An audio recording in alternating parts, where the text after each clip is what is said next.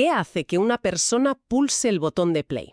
En un océano infinito de vídeos, en esa decisión de una fracción de segundo, casi todo depende de una sola imagen.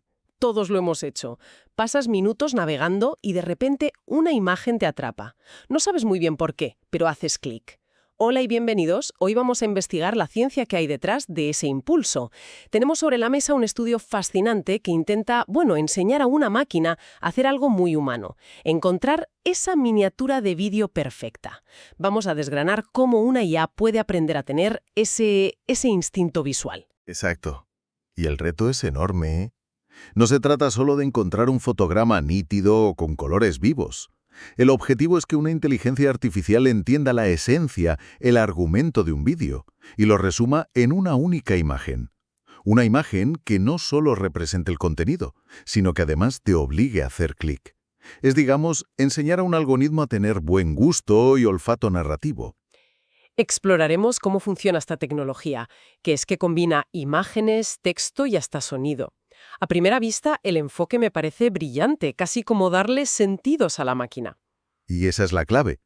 Veremos si realmente es un cambio de paradigma o, una solución muy sofisticada para un problema muy específico. Porque yo plantearé algunas preguntas sobre su aplicabilidad en el mundo real, más allá del laboratorio, y sobre los costes ocultos que una tecnología tan compleja, siempre trae consigo. Así que, vamos a ello. Empecemos por el principio, por la escala del problema. Se suben cientos de horas de vídeo a Internet, cada minuto. Elegir una miniatura manualmente para cada uno es sencillamente una auténtica locura. Una buena miniatura tiene que hacer dos cosas: ser atractiva y sobre todo ser honesta con el contenido. Es la portada del libro, la cara del vídeo. Totalmente de acuerdo. Y aquí es donde el estudio que analizamos empieza, marcando distancias. Critica duramente los intentos anteriores de automatizar esto que eran, por decirlo suavemente, bastante rudimentarios. Se basaban en reglas fijas, en métricas muy simples. Busca el fotograma más nítido, el que tenga más brillo, el de colores más uniformes. Espera un momento, a mí eso me suena bastante lógico. ¿Sí? A primera vista. Si quiero una buena foto, busco que esté enfocada y bien iluminada, simple, rápido. ¿Qué tiene de malo ese enfoque? El problema es que es un enfoque rígido, mecánico. No aprende nada. Imagina una escena crucial en una película de suspense. Es oscura, quizá un poco borrosa a propósito para crear tensión. Un sistema basado en reglas la descartaría de inmediato por mala calidad técnica. Claro. Cuando narrativamente es el fotograma más importante del vídeo. Entiendo. Se pierde todo el contexto. Exacto. Y ese es el punto clave. Esos sistemas antiguos eran ciegos al contexto. Solo miraban los píxeles, ignorando una cantidad enorme de información que un humano usa de forma intuitiva, como el título del vídeo o lo que se está diciendo en ese momento. Es la diferencia entre ver una foto y entender una historia. Multimodal. Y esto significa que no solo mira el vídeo, sino que también lee el título y la descripción y escucha la pista de audio. Es como imitar la forma en que una persona entiende el contenido, usando múltiples sentidos a la vez. El diagrama de la arquitectura del modelo, la figura 1 del estudio, es muy elocuente en esto. Vemos 4 autopistas de información entrando al sistema. Los fotogramas, la onda de audio, el texto del título y el de la descripción. El objetivo no es analizar cada una por separado, sino fusionarlas para crear una comprensión holística, mucho más rica. Es una idea potente, desde luego. Le da al sistema un contexto que una imagen aislada jamás podría tener. Si el vídeo va sobre cómo hacer helado casero, el modelo no solo ve imágenes de leche y fruta, sino que lee el título y entiende el propósito. Sí, pero esto nos lleva directamente a la primera gran advertencia.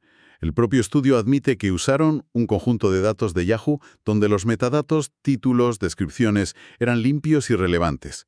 Esto es un entorno casi de laboratorio, un mundo ideal. ¿Y qué implicaciones tiene eso? Pues que la pregunta del millón es, ¿funcionaría igual de bien este sistema en el caos de la vida real? Piensa en YouTube, títulos clickbait que no tienen nada que ver, descripciones llenas de enlaces y palabras clave. Si el texto es basura, puede envenenar la decisión del modelo. Claro. Porque la eficacia de este sistema multimodal depende fundamentalmente de la calidad de todas sus entradas. Si le das datos malos, el resultado será malo, por muy sofisticado que sea el algoritmo. Un punto muy válido. La calidad del dato de entrada es crucial. Pero volviendo al proceso que describen, antes de que el modelo empiece a leer y escuchar, tiene que hacer una primera criba puramente visual, ¿no? Correcto. Y es un paso fundamental. El sistema no puede analizar cada uno de los miles y miles de fotogramas de un vídeo en profundidad. Sería, pues, computacionalmente prohibitivo. Así que lo primero que hace es usar una red neuronal convolucional de doble columna, una DCNN, que actúa, y me gusta mucho esta analogía, como un portero de discoteca. Un portero de discoteca. Me gusta. Exacto. Analiza una muestra grande de fotogramas y solo deja pasar a los 1000 más atractivos estéticamente. Es el primer filtro. Si no eres visualmente agradable, no entras a la siguiente fase del análisis. La figura 3 del estudio muestra cómo lo hace. Analiza cada fotograma desde dos perspectivas a la vez. Una vista global, para captar la composición general, el paisaje, y una vista local, sobre un recorte aleatorio para ver los detalles finos, la textura, la nitidez del color. Ah, ¿vale? O sea que valora tanto que la foto en conjunto esté bien compuesta como que los pequeños detalles sean de calidad. Tiene sentido. Es como un crítico de arte que mira el cuadro de lejos y luego se acerca a ver la pincelada. Precisamente. Pero aquí nos topamos con la primera gran contrapartida que los propios autores mencionan. Este paso es el cuello de botella de todo el proceso. Es, con diferencia, la parte más lenta. ¿Por qué es tan lento? Por ese doble análisis, exacto. Hacer ese doble examen global y local a miles de imágenes es muy intensivo. Y esto nos presenta un ejemplo clásico en ingeniería de IA, el eterno equilibrio entre precisión y eficiencia. Quieres el mejor portero de discoteca posible, el más exigente. Pero si tarda media hora en decidir quién entra, la cola dará la vuelta a la manzana y el sistema dejará de ser práctico a gran escala. Es una decisión de negocio. ¿Cuánto estás dispuesto a pagar y esperar por un extra de calidad estética? Entendido. Es la pescadilla que se muerde en la cola. Vale. El portero ya ha elegido a los 1000 fotogramas más guapos. Ahora, ¿cómo decide el sistema cuál de ellos es el más interesante y no solo una cara bonita? Aquí es donde el sistema monta su equipo de especialistas, una especie de Ocean's 11 de modelos de inteligencia artificial, cada uno preentrenado y experto en lo suyo. Un equipo de expertos. Vale, desgránamelo. Para la parte visual, los ojos de la operación usan BGG16. Piensa en él como un veterano crítico de arte que ha visto millones de imágenes de la base de datos Imaginet y puede reconocer al instante objetos, escenas, estilos. Es un modelo robusto y muy probado. De acuerdo, un experto en imágenes. ¿Qué pasa con el texto y el audio? Para el texto del título y la descripción, el lingüista del equipo es un modelo llamado Electra. Es un transformer de última generación, lo que significa que no solo lee palabras, sino que entiende el contexto. Sabe que banco significa cosas distintas en me senté en un banco del parque y en fui a sacar dinero al banco. Y para el audio, el experto en sonido es Trill, una red neuronal que no solo transcribe palabras, sino que aprende representaciones del habla, captando matices como el tono, la emoción o el ritmo. Vale, a ver si lo he entendido. El sistema primero descarta las fotos menos atractivas. Eso es. Luego, tiene a un experto en imágenes, uno en texto y otro en audio que analizan lo que queda por separado. ¿Voy bien? Vas perfecta. Pero la verdadera magia, la gran innovación del estudio, no está en usar a estos expertos, que es una práctica bastante común. Está en cómo consigue que hablen entre ellos y lleguen a una conclusión conjunta. Aquí entra en juego lo que llaman aprendizaje de contexto. Suena la parte más compleja. Lo es. Pero la idea es muy inteligente y se divide en dos fases. La primera es el aprendizaje de contexto dentro de la modalidad. Para los fotogramas y el audio, que son secuencias en el tiempo, el sistema no los trata como elementos aislados. Usa un codificador transformer, la misma tecnología que usan los grandes modelos de lenguaje. ¿Y qué hace ese transformer? En lugar de mirar los 1000 fotogramas uno por uno, analiza la secuencia completa. Entiende que el fotograma 500 viene después del 499 y antes del 501. Busca patrones, movimientos, la narrativa visual. No es lo mismo un fotograma de una explosión si viene después de una escena tranquila que si viene en medio de una batalla campal. El contexto temporal lo cambia todo, y el transformer está diseñado para capturar precisamente eso. Claro, entiende el antes y el después. Y después de analizar el contexto dentro de cada modalidad por separado, supongo que viene el momento de juntarlo todo. Exacto. Y esta es la segunda fase, que para mí es el gran salto cualitativo, el contexto entre modalidades.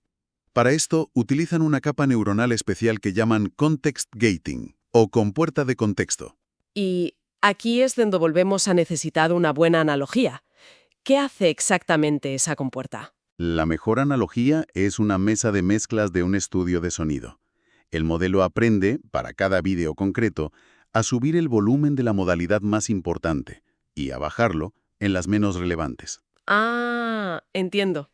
Así que la mesa de mezclas decide que para un vídeo de una conferencia, el volumen del audio y el texto del título es lo más importante. Por ejemplo, Mm, Pero para un tráiler de cine, sin diálogos, sube al máximo el volumen de las imágenes. El sistema se adapta a cada caso. has dado en el clavo.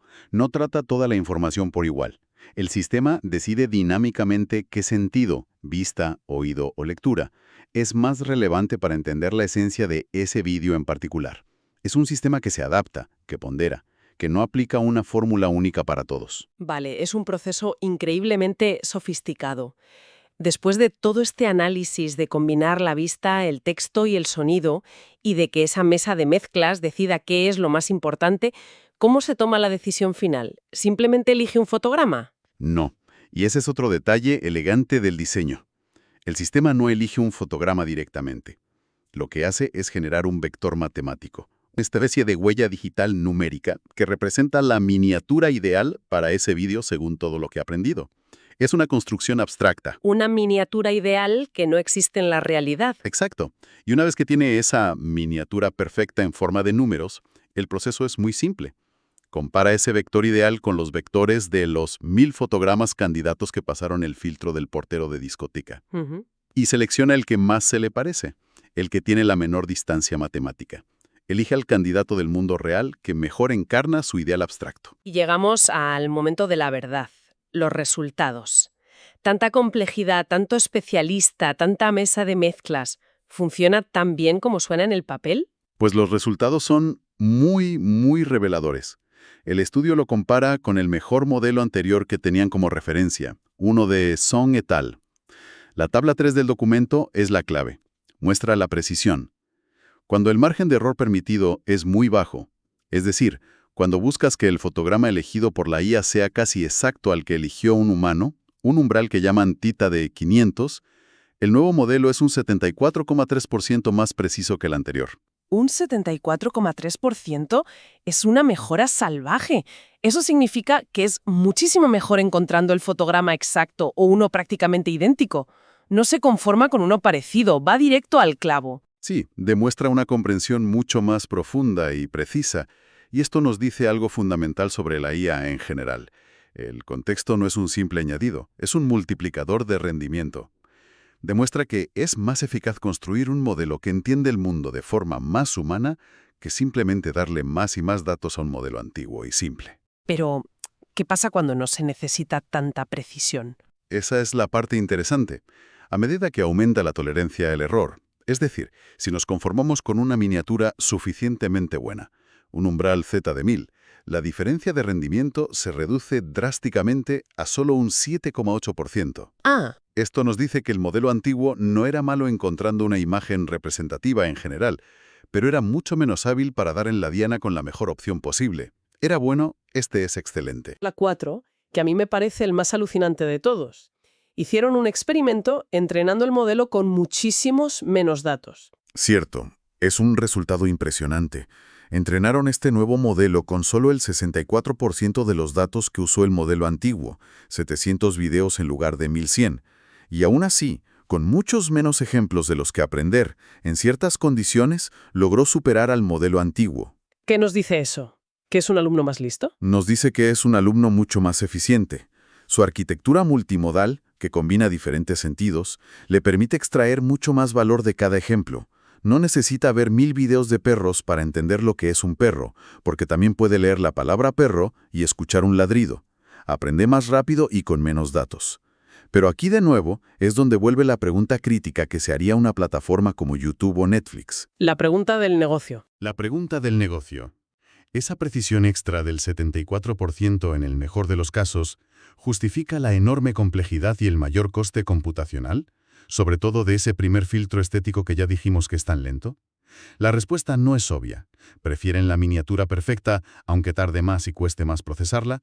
¿O una suficientemente buena, que sea mucho más rápida y barata de obtener a escala masiva?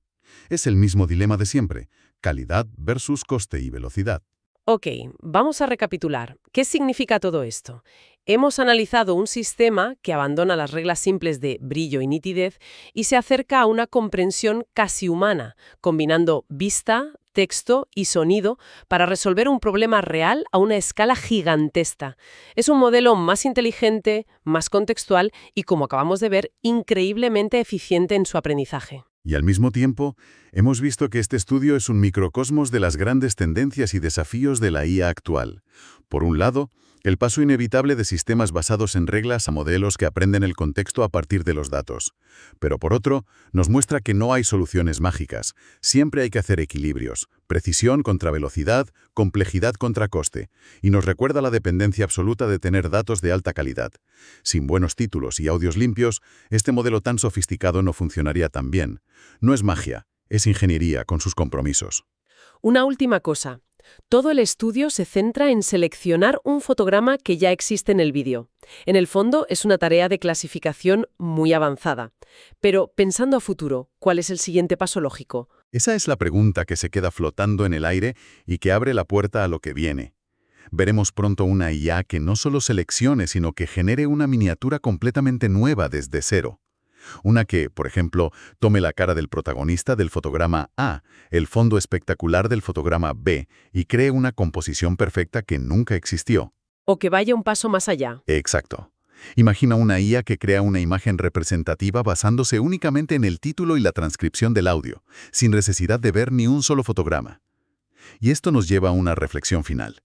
¿Qué aspecto tendría la miniatura generada por un sistema así para un contenido que es puramente auditivo, como este mismo análisis que estamos haciendo ahora mismo? Con esa idea nos despedimos. Gracias por acompañarnos en este análisis a fondo. Hasta la próxima.